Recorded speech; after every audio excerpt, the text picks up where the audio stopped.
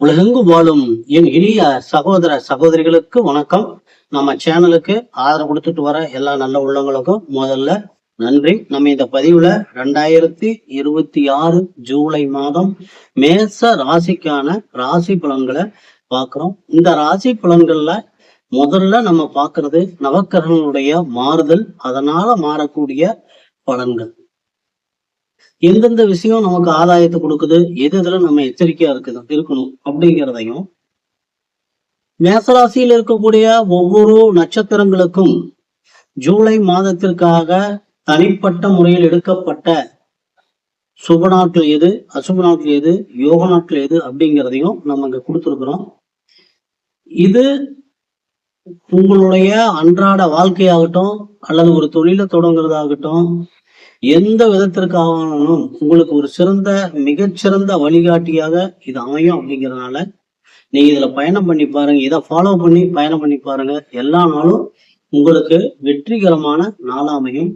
இதுல சில தினங்கள் விடுபட்டிருக்கும், அது மத்தியம பலன்களை கொடுக்கக்கூடியதா, அதனால நம்ம அதை பெருசா எடுத்துக்கிறது இல்லை.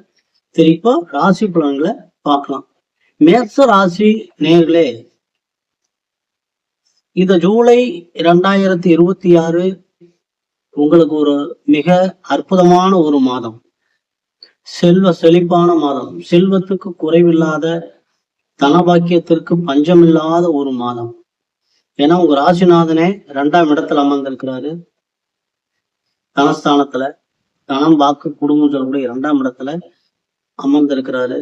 உங்க ராசிநாதன் 8ஆம் இடத்திற்கும் அதிபதிங்கிறதுனால கொஞ்சம் உங்களுடைய வாக்குகளை, உங்களுடைய வார்த்தைகளை யோசிச்சு பேசுனீங்க அப்படின்னா பிரச்சனைகள் உங்களுக்கு வராது. ஏன்னா 8ஆம் இடம் அப்படிங்கிறது பிரச்சனை கொடுக்கக்கூடிய இடத்திற்கும் அவர் அதிபதியா வர்றதுனால கொஞ்சம் வார்த்தைகளை மட்டும் கட்டுப்படுத்தி அமைதியா இருந்தீங்க அப்படின்னா எல்லா செல்வமும் உங்களை தேடி வரும். அடுத்து உங்க ராசிக்கு தனஸ்தானத்திற்கும் கலசரஸ்தானம், நண்பர்கள், கூட்டு தொழில் என்று சொல்லக்கூடிய, வியாபாரம் என்று சொல்லக்கூடிய 7ஆம் இடத்திற்கும் அதிபதியான சுக்கிர பகவான் இந்த ஜூலை மாதம் 4ஆம் தேதியிலிருந்து பூர்வனி புத்திரஸ்தானம் என்று சொல்லக்கூடிய 5ஆம் இடத்திற்கு வர்றார். அப்ப 2ஆம் இடத்து அதிபதி, 7க்கும் அதிபதியானவர் 5ஆம் இடத்திற்கு வர்றதுனால பூர்வீக சொத்துக்கள்ல இருந்த பிரச்சனைகள் தீர்றதுக்கு வாய்ப்பு இருக்கு. மனைவி வழியில தாய் வழி சொத்துக்கள் கிடைக்கிறதுக்கு வாய்ப்புகள் இருக்கு. ஆடை ஆபரணம், லக்ஸூரியஸ் தொழில் செய்யறவங்களுக்கு, கலைத்துறையில் இருக்கிறவங்களுக்கு, சினிஃபில் இருக்கிறவங்களுக்கு, இவங்களுக்கெல்லாம் ரொம்ப ஒரு நல்ல ஒரு புகழ் கிடைக்கக்கூடிய, புகழினுடைய உச்சத்துக்கு செல்லக்கூடிய ஒரு அற்புதமான ஒரு நிலையை தான் இந்த ஜூலை 2026 உங்களுக்கு கொடுத்திருக்கு. அடுத்தது உங்க ராசிக்கு முயற்சி ஸ்தானம், சிறு தூர பயணங்கள், இளைய சகோதரம், எண்ணம், எழுத்து, இப்படி நிறைய சொல்லிட்டு போலாம். இப்ப 3ஆம் இடத்திற்கும் ரணருண ரோக சத்ருஸ்தானம் என்று சொல்லக்கூடிய 6ஆம் இடத்திற்கும் அதிபதியான புதன் உங்க ராசிக்கு 4ஆம் இடத்துல அமர்ந்திருக்கிறாரு. 4ஆம் இடத்துல அமர்ந்திருக்கிறது இல்ல, சுகஸ்தானத்துல அமர்ந்திருந்தாலும் அவர் வக்கரமாகி இருக்கிறார். அப்ப புதன் வக்கரமாகி இருக்கிறதுனால நண்பர்களுக்கு வாக்கு கொடுக்கறது, நண்பர்களை நம்பி தொழில் ஒப்படைச்சிட்டு போறது, நண்பர்களுக்காக கடனை வாங்கி கொடுக்கறது, காலி நிலம் வாங்கி வைக்கிறதுல டாக்குமெண்ட்ஸ் எல்லாம் ஒரு தடவைக்கு பல தடவை பார்த்து வாங்கணும். ஏன்னா 4ஆம் இடம்ங்கிறது வண்டி, வாகனம், வீடு சம்பந்தப்பட்ட இடம். அப்போ ஒரு வீட்டை வாங்குறீங்க அல்லது வண்டி வாகனங்களை வாங்குறீங்க அப்படின்னா ஒரு தடவைக்கு பல தடவை படிச்சு பார்த்து எல்லாம் சரியா இருக்கான்னு பார்த்து வாங்கணும். அதே மாதிரி யாருக்கும் செக்குல கையெழுத்து போட்டு கொடுக்கறதோ இதெல்லாம் இருக்கக்கூடாது.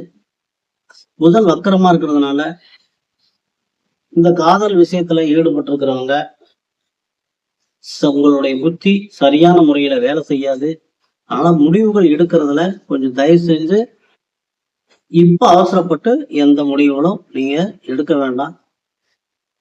5ஆம் இடத்து அதிபதி சூரிய பகவான் பூர்வீக ஸ்தானாதிபதி, தந்தை ஸ்தானாதிபதி சொல்லக்கூடிய சூரிய பகவான் 3ஆம் இடத்துல இருக்கனால உங்களுடைய முயற்சிகள் அனைத்தும் முழு வெற்றியை கொடுக்கும். சிறுதூர பயணங்கள், முயற்சிகள் எல்லாம் அரசு சார்ந்த துறையில் இருக்கிறவங்களுக்கு, அரசுகிட்ட இருந்து ஆதாயத்தை எதிர்பார்க்கிறவங்களுக்கு எல்லாம் அந்த அதற்கு உண்டான முயற்சிகள், போட்டித் தேர்வுல ஜெயிக்க முயற்சி பண்றவங்களுக்கு, மாற்றங்களை எதிர்பார்க்கிறவங்களுக்கு, இந்த மாதிரி இருக்கிறவங்கள 3ஆம் இடத்துல முயற்சி ஸ்தானத்துல சூரியன் இருக்கிறதுனால உங்களுக்கு இதெல்லாம் வெற்றிகரமாக அமையும். ஜூலை 16க்கு மேல அவரும் சுகஸ்தானத்திற்கு வந்துடுறார். 4ஆம் இடத்திற்கு சூரியன் வந்துடுறார். அப்ப தந்தையினுடைய சொத்துக்கள்னால உங்களுக்கு மிகச்சிறந்த ஆதாயம் உண்டு. 5ஆம் இடத்துல சுக்கிரன் இருக்கிறதும், 5ஆம் இடத்திலேயே கேது பகவான் இருக்கிறதும், அதை 4ஆம் பார்வையாக செவ்வாய் பகவான் பார்வையிடுவது, ஆண்களானாலும் பெண்களானாலும் பழகக்கூடிய இடங்கள்ல மிக ஜாக்கிரதையாக பழகணும். இது அதீத காமத்தை கொடுக்கறதும், அதனால பிரச்சனைகளை உருவாக்கக்கூடிய சூழ்நிலையையும் இது காட்டுது. அதனால இந்த விஷயத்துல ரொம்ப ரொம்ப ஜாக்கிரதையா இருந்துக்கங்க.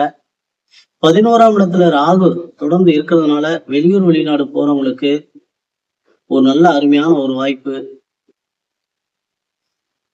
உங்க ராசிக்கு 9ஆம் இடத்திற்கும் பாக்கியஸ்தானத்திற்கும் அயன சயன போக விரயஸ்தானத்திற்கும் அதிபதியான குரு பகவான் ராசிக்கு சுகஸ்தானத்துல உச்சம் அடைஞ்சிருக்கிறாரு. அப்போ உச்சம் அடைஞ்சு உங்க ராசியினுடைய 8ஆம் இடத்தையும் ஆயுள் ஸ்தானத்தையும், அதே மாதிரி 10ஆம் இடத்தையும் தொழிற்ஸ்தானத்தையும், 12ஆம் இடம் அயன சயன போகம் என்று சொல்லக்கூடிய 12ஆம் இடத்தையும் பார்வையிடுறதுனால வீட்டுல அமைதி, குடும்பத்துல நிம்மதி, கணவன் மனைவிக்குள்ள உறவு முறைகள் இருக்கும், நல்லா இருக்கும். திடீர் அதிர்ஷ்டங்கள் கிடைக்கிறதுக்கான வாய்ப்புகள் இருக்குது. தொழில் முறைகள் மிகச்சிறந்த ஒரு லாபம் கிடைக்கக்கூடிய வாய்ப்பு இந்த 2026 ஜூலை மாசத்துல மேச ராசிக்கு இருக்கு. நீங்க ஆண்கள் பெண்கள் விஷயத்துல பழகிற விஷயத்துல அதுல மட்டும் 2வது வண்டி வாகனத்துல போறப்ப ரொம்ப ஜாக்கிரதையா போகணும். ஏன்னா உங்க ராசிக்கு 2ஆம் இடத்துல இருக்கிற செவ்வாய் பகவான சனி பகவான் பார்வையிடுறது ரொம்ப ரொம்ப ஒரு போக்குவரத்துல ரொம்ப கவனமா இருக்கணும் அப்படிங்கிறது தான் இது காட்டுது. அதனால ரொம்ப வண்டி வாகனத்துல போறப்ப கொஞ்சம் ரொம்ப ஜாக்கிரதையா போயிட்டு வாங்க. உங்க ராசிக்கு 10, 11க்கு உண்டான சனி பகவான் 12ஆம் இடத்துல இருக்கிறாரு. 7.5 சனி பகவானா இருக்காரு. இருந்தாலும் அவரும் ஜூலை 2026 அவரும் வக்கரமடைய போறார். இப்ப சனி பகவானுக்காக ஆஞ்சநேயர் வழிபாடு, சனீஸ்வர பகவான் வழிபாடு, சபரிமலை சாஸ்தா வழிபாடு, எல்லை தெய்வங்கள்ல இருக்க ஊர் எல்லையில இருக்கக்கூடிய காவல் தெய்வங்களை வழிபடுறது, இதெல்லாம் உங்களுக்கு ஒரு மிகச்சிறந்த ஒரு நன்மையை கொடுக்கறதுக்கு வழி பண்ணும். சரி, இப்போ மேசராசியில் இருக்கக்கூடிய அஸ்வினி நட்சத்திரத்துல பிறந்தவங்களுக்கான சுப நாட்கள் ஜூலை 1, 5, 7, 10, 13, 15, 17, 20, 22, 24, 28.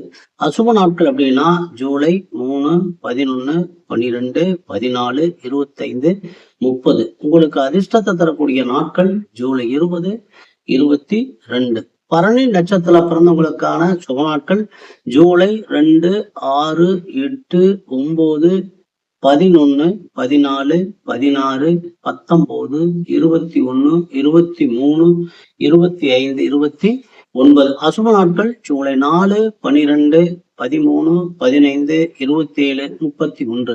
யோக நாட்கள் ஜூலை 21, 23. கிருத்திகை 1ஆம் பாதத்துல பிறந்தவங்களுக்கான சுப நாட்கள் ஜூலை 3, 7, 9, 10, 13, 17, 20, 22, 24, 27, 30. அசுப நாட்கள் ஜூலை 1, 5, 12, 14, 16, 28. அதிர்ஷ்டத்தை தரக்கூடிய யோக நாட்கள் ஜூலை 22, 24. உங்களுக்கு சந்திராஷ்டம தினங்கள் அப்படின்னு பார்த்தா 23/7/26 மாலை 7 மணி முதல் 26/7/26 காலை 7:30 மணி வரைக்கும் உங்களுக்கு சந்திராஷ்டம தினங்கள். நன்றி நேயர்களே. மீண்டும் அடுத்த பதிவில் சந்திக்கும் வரைக்கும் எல்லாம் வல்ல எம்பெருமான் முருகப்பெருமான் உங்களுக்கு எல்லா வளங்களும் நலங்களும் வாரி வழங்க வேண்டும் என்று வேண்டி இந்த பதிவினை நிறைவு செய்கிறோம். மீண்டும் அடுத்த பதிவில் சந்திப்போம்.